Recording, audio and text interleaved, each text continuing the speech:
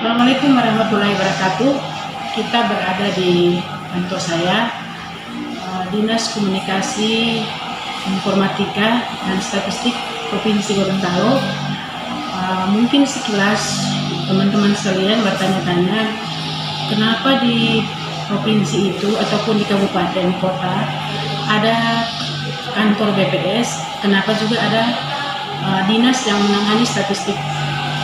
Jadi sekilas teman-teman saya ingin menjelaskan dasar hukumnya. Jadi pertama, untuk statistik itu dia mengacu kepada regulasi Undang-Undang Nomor 16 Tahun 1997 tentang statistik. Kemudian ada juga Peraturan Pemerintah Nomor 51 yang pada pasal 59-nya dia mengatur tentang pembinaan statistik sektoral. Kemudian juga regulasi-regulasi terbaru itu ada Peraturan Pemerintah Nomor 18 Tahun 2016 tentang perangkat daerah. Jadi kita runut dari beberapa regulasi yang ada tersebut. Kenapa statistik ini penting? Jadi setelah diundang-undangkannya Peraturan Pemerintah Nomor 18 Tahun 2016, maka pemerintah daerah itu baik di level wilayah provinsi maupun kabupaten kota itu sudah harus menunjuk organisasi perangkat daerah yang membantu urusan statistik sektoral. Sehingga urusan statistik sektor itu tidak bisa kita anggap satu urusan yang tidak penting ataupun urusan yang perlu diabaikan. Tetapi ini urusan yang benar-benar substansial dan sangat urgent untuk kepentingan bagaimana daerah itu mendapatkan data-data yang akurat dan dia reliable dan akuntabel untuk mendukung program pemerintah daerah, baik dari sisi perencanaan maupun dari sisi pengambilan keputusan. Jadi teman-teman sekalian, statistik itu sebenarnya punya 3 bagian. Jadi ada disebut dengan statistik umum, kemudian ada disebut dengan statistik khusus, kemudian ada juga yang disebut dengan statistik sektor. Nah, untuk statistik umum ini memang dilaksanakan atau diselenggarakan oleh BPS, yang dalam kaitan dengan dapat jelaskan juga bahwa dengan adanya regulasi-regulasi ini, maka secara praktis kedudukan statistik sektor itu merujuk pada 3 kategori statistik tadi, yaitu statistik umum, statistik khusus, dan statistik sektoral. Maka kita menempatkan diri sebagai kontributor data atau disebut dengan wali data untuk memberikan sumbangan data bagi proses perencanaan maupun pengambilan keputusan. Jadi statistik sektoral yang saat ini kami laksanakan memang ranahnya berbeda dengan tugas yang diemban oleh BPS. BPS pada statistik umum itu biasanya mencakup data-data makro dan biasanya kontributor data untuk data sektor yang masuk ke BPS juga itu berasal dari data sektor. Namun, apa perbedaan prinsip yang ada di data BPS dan data sektor adalah data yang sudah ada di BPS itu biasanya sudah melalui analisis data ataupun sudah memiliki landasan metadata. Jadi data sektoral kita ini yang ada sekarang ini baru merupakan raw data atau data-data mentah yang kontributor datanya adalah OPD, semua OPD yang ada di pemerintah Provinsi Gorontalo, dan dari data-data itu kita tinggal melihat bagaimana validitas data. Nah, untuk mengukur validitas data sektor yang ada di kita itu biasanya kita melihat satu tren, misalnya yang data yang ada itu terjadi lonjakan yang cukup ekstrim. Misalnya produksi jagung misalnya dari 2017 ke 2018 atau 2018 ke 2019, bila dia terjadi suatu peningkatan yang sangat-sangat ekstrim, biasanya kita menghubungi wali data OPD terkait untuk menanyakan apakah ini cuma salah input atau ada kesalahan human error atau machine error atau gimana. Jadi biasanya itu ada juga yang memang betul-betul dia secara real seperti itu. Misalnya misalnya kalau terjadi penurunan, oh ini memang penurunan Bu karena disebabkan terjadi banjir bandang misalnya, sehingga terjadi gagal panen ataupun ada hal-hal yang di lapangan menyebabkan terjadi penurunan produksi daripada tanaman tersebut, misalnya ada serangan hama bereng dan sebagainya. Jadi itu juga kami biasanya antisipasi untuk melakukan feedback kepada OPD yang memasukkan data untuk menanyakan kepada mereka apa terjadi penyebab penurunan yang secara ekstrim ataupun kenaikan secara ekstrim, agar kita betul-betul mendapatkan data-data yang valid. Jadi kami berikan contoh teman-teman sekalian. Jadi ini adik tadi bisa syuting. Jadi untuk data-data tersebut nantinya ada pimpinan OPD yang mengirimkan ke kami melalui wali-wali datanya masing-masing, ditujukan ke kami data-data tersebut. Jadi dia ada pengantarnya dan ada langsung tanda tangan dari pimpinan OPD. Jadi pimpinan OPD mengirimkan data dan juga ini saya kasih kode-kode ya teman-teman sekalian ya.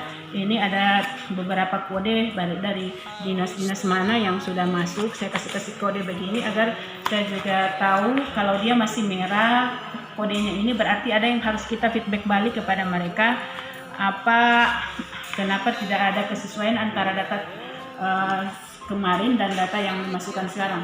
Tidak sesuai itu bukan berarti datanya ini tidak real atau gimana, tetapi ada satu lonjakan yang ekstrim yang harus kita feedback balik. Jadi seperti ini. Nah, sekarang tentu teman-teman bertanya, dengan data-data yang ada ini, kenapa ini Dinas Kominfo dan Statistik sudah dalam kondisi atau sudah di dalam lingkup teknologi informasi, kenapa data-datanya juga harus cuma secara manual seperti ini? Jadi ada juga yang harus kami tambahkan bahwa data-data secara manual juga ini penting. Data-data secara manual ini penting masuk ke kami. Jadi ini laporan-laporan monek data OPD ini penting dia masuk ke kami karena apa? Dia masuk ke kami dalam bentuk manual dan dia ditandatangani oleh pimpinan OPD agar data ini betul-betul ketika kita mau membuat metadatanya, dia bersumber dari data-data yang sudah dilegalisir atau sudah di ACC oleh pimpinan atau kepala dinas atau kepala badan dan sebagainya. Karena ini menjaga bila data dikirim tidak ada keabsahan, maka nanti ketika di cross check kembali ke kami, mereka menanyakan kenapa data kita sudah berubah. Nanti kami bisa membuat satu klarifikasi, oh ini datanya memang seperti itu. Ini yang menandatangani langsung adalah pimpinan OPD. Ini yang menandatangani langsung adalah kepala dinas dan sebagainya. Jadi ini ada bukti hitam di atas putih ya. Ada bukti hitam di atas putih bahwa ini data ditandatangani langsung oleh pimpinan OPD. Saya berikan kode-kode seperti ini biar saya bisa telusuri terus bagaimana perkembangan atau progres data sektor yang ada. Jadi teman-teman sekalian memang tidak mudah. Kadang-kadang kita juga bertemu dengan kondisi yang kalau kita melalui IT, kita melalui email dan sebagainya, itu kadang-kadang emailnya tidak dibuka, tidak ditindaklanjuti dan sebagainya. Ada lambat atau berada di area yang tidak disupport oleh internet dan sebagainya. Jadi keterlambatan data ini bisa-bisa progres juga pelaporan kita untuk data sektor itu agak lambat.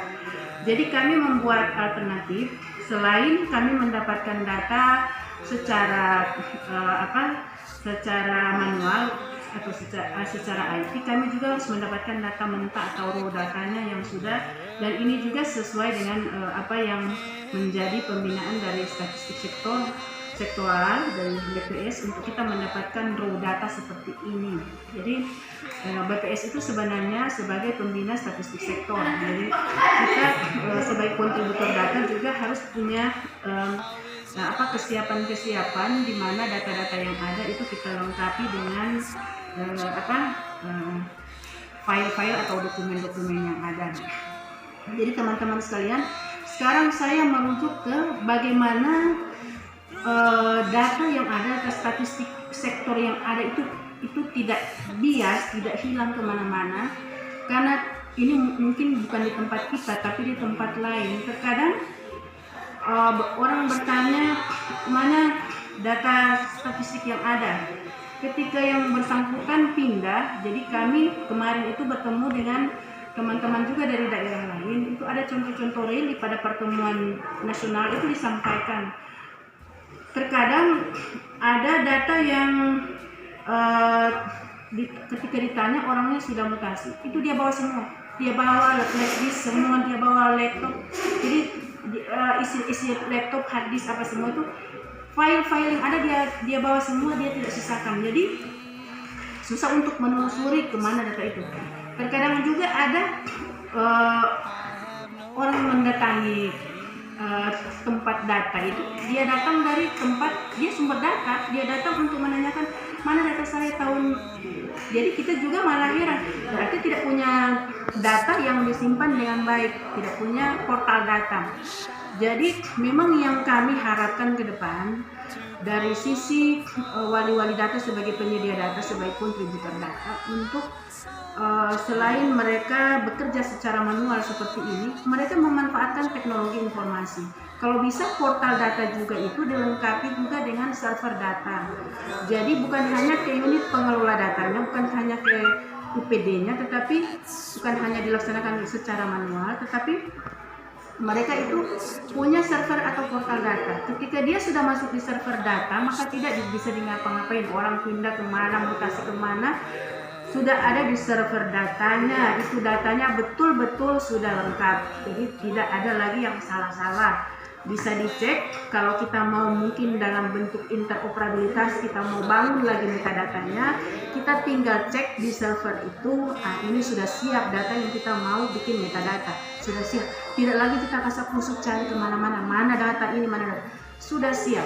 Jadi itu mungkin di bagian satu video saya ini saya mungkin menjelaskan bagaimana sebenarnya kita mengelola data sektoral agar secara manual dia dapat dibuat suatu file atau dokumen yang benar-benar punya keabsahan dari pimpinan UPD, dan juga secara IT dia bisa kita lihat ataupun dia terdokumentasi dalam portal atau server data, sehingga di belakang hari ketika kita menyiapkan, kita prepare ini dengan baik, kita akan mendapatkan data sektor yang benar-benar siap dari kedua sisi, terbangun dengan baik, seperti itu.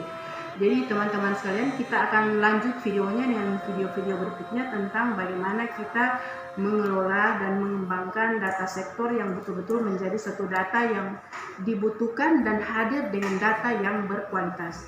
Mungkin itu dari kami, terima kasih. Tetap ikuti terus channel saya Fatma Al-Zahra dengan melakukan jempol, jangan lupa share dan subscribe untuk terus mengikuti informasi saya. Terima kasih. Wassalamualaikum warahmatullahi wabarakatuh.